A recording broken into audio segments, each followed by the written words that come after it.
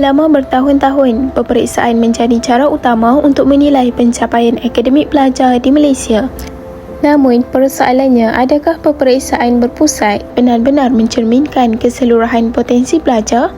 Adakah ia mengukur keupayaan sebenar mereka dalam memahami dan mengaplikasikan ilmu yang dipelajari? Atau mereka sekadar menghafal? Kini, semakin banyak negara yang mengiktiraf bahawa pentaksiran bukan semata-mata peperiksaan, tetapi harus merangkumi penilaian berterusan yang lebih menyeluruh dan holistik. Pentaksiran holistik merujuk kepada pendekatan penilaian yang mengambil kira pelbagai aspek perkembangan pelajar, tidak hanya berdasarkan pencapaian akademik semata-mata, tetapi juga melibatkan kemahiran insaniah, kreativiti, penyelesaian masalah, komunikasi dan pembinaan karakter. Ini bermakna pelajar dinilai secara berterusan melalui pelbagai kaedah seperti projek berkumpulan, pembentangan, kerja kursus, tugasan dan pemerhatian di dalam kelas. Peperiksaan berpusat biasanya hanya menilai kemampuan pelajar dalam menghafal dan memahami teori. Namun, ramai pelajar mempunyai potensi yang lebih besar dalam bidang-bidang seperti kreativiti, kepimpinan dan komunikasi yang tidak dapat diukur melalui peperiksaan tunggal. Oleh itu, melalui pentaksiran holistik, potensi ini dapat dikenal pasti dan dikembangkan.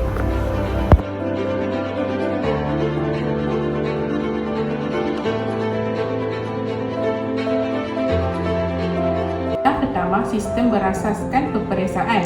Dalam banyak sistem pendidikan peperiksaan adalah kaedah utama penilaian. Sebagai contoh, SPM, pelajar lebih cenderung menghafal faktor tertentu yang mereka rasa akan keluar dalam peperiksaan. Akibatnya, walaupun pelajar mungkin mampu menjawab soalan peperiksaan dengan tepat, mereka seringkali tidak dapat mengaitkan pengetahuan tersebut dengan pengalaman dunia nyata. Yang kedua, dasar pendidikan dan reka bentuk kurikulum. Dalam beberapa sistem pendidikan, kurikulum dirangka untuk mempersiapkan pelajar bagi lulus peperiksaan, bukannya untuk memupuk kemahiran mendalam. Guru mungkin merasa terpaksa mengajar berdasarkan peperiksaan yang secara tidak langsung menggalakkan hafalan berbanding penerokaan dan aplikasi pengetahuan. Ini akan menghasilkan satu kitaran yang tidak berkesudahan. Pelajar juga menghafal untuk peperiksaan, guru mengajar berdasarkan peperiksaan dan sistem pendidikan memberi tumpuan kepada hafalan. Akhir sekali, tekanan keluarga dan masyarakat. Prestasi akademik sebagai penentu utama kejayaan masa depan. Ibu bapa seringkali mengharapkan pelajar untuk mencapai keputusan cemerlang yang semakin mengukuhkan fokus kepada hafalan. Tekanan ini memperkuatkan kepentingan pencapaian peperiksaan, bukannya pemahaman yang lebih mendalam tentang subjek ataupun konsep.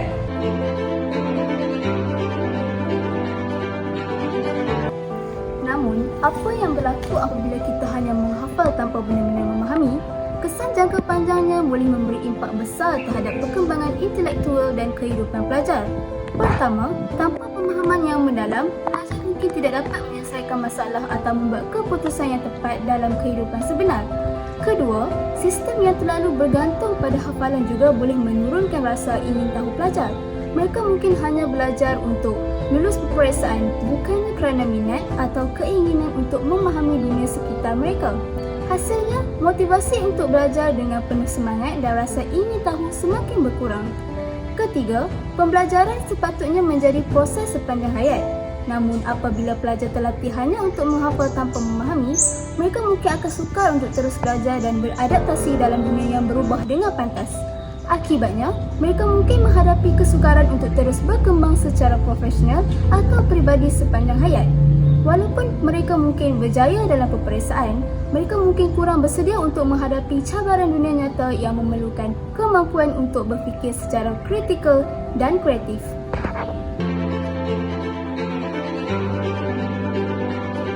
Bagi mengatasi masalah ini, penting untuk kita mengubah cara kita melihat pembelajaran, bukannya sekadar menekankan hafalan. Kita perlu memberi tumpuan kepada pembelajaran yang memberi ruang kepada pelajar untuk memahami konsep, mengaitkan pengetahuan dengan pengalaman dan mengaplikasikan apa yang dipelajari dalam kehidupan seharian. Selain itu, pendekatan pembelajaran aktif seperti project based learning iaitu pembelajaran berasaskan projek dan problem based learning iaitu pembelajaran berasaskan masalah memberi peluang kepada pelajar untuk terlibat dalam pembelajaran secara praktikal.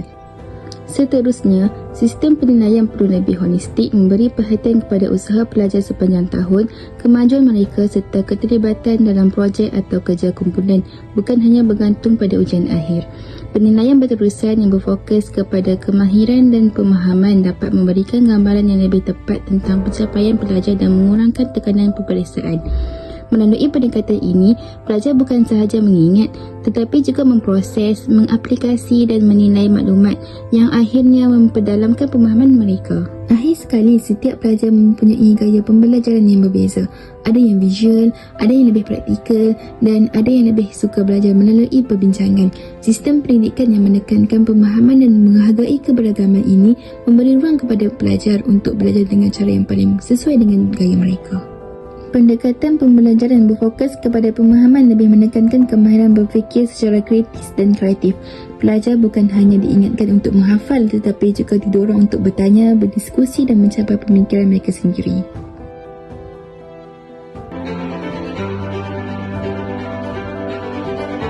Setiap individu perlu mengimbangi antara penguasaan fakta dan pengembangan kemahiran berfikir. Sebuah sistem pendidikan yang baik adalah yang tidak hanya mengukur sejauh mana pelajar boleh mengingat, tetapi juga sejauh mana mereka boleh mengerti, mengaplikasi dan berfikir dengan kritis. Hafalan tanpa pemahaman mungkin memberi keputusan yang cepat, tetapi pemahaman yang sebenar memberi hasil yang lebih mendalam dan berpanjangan. Tidak dapat dinafikan bahawa kecemerlangan akademik merupakan satu kejayaan yang wajar untuk diraih. Namun dalam masa yang sama, pencapaian ini tidak dapat mengukur potensi pelajar secara holistik. Di Malaysia, usaha ke arah penilaian yang lebih holistik telah digariskan dalam Pelan Pembangunan Pendidikan Malaysia 2013 ke 2025. Salah satu matlamat pelan ini adalah untuk mengurangkan kebergantungan kepada peperiksaan berpusat dan memperkenalkan pendekatan pentaksiran yang lebih menyeluruh. Dengan pemansuhan UPSR dan PT3, Kementerian Pendidikan kini sedang melaksanakan pentaksiran berasaskan sekolah iaitu PBS yang memberikan tumpuan kepada penilaian formatif dan sumatif yang melibatkan kerja khusus, projek dan aktiviti kokurikulum. Guru perlu menerapkan pandangan holistik mengenai pendidikan iaitu menggalakkan murid melihat ia sebagai pengalaman menyeluruh, bukan sahaja membabitkan pencapaian akademik tetapi juga aktiviti kokurikulum, pembangunan individu dan pengembangan sosial dan emosi. Hal ini selari falsafah pendidikan kebangsaan untuk memperkembangkan potensi individu secara menyeluruh dan bersepadu untuk mewujudkan insan seimbang dan harmoni dari segi intelek, rohani, emosi dan jasmani.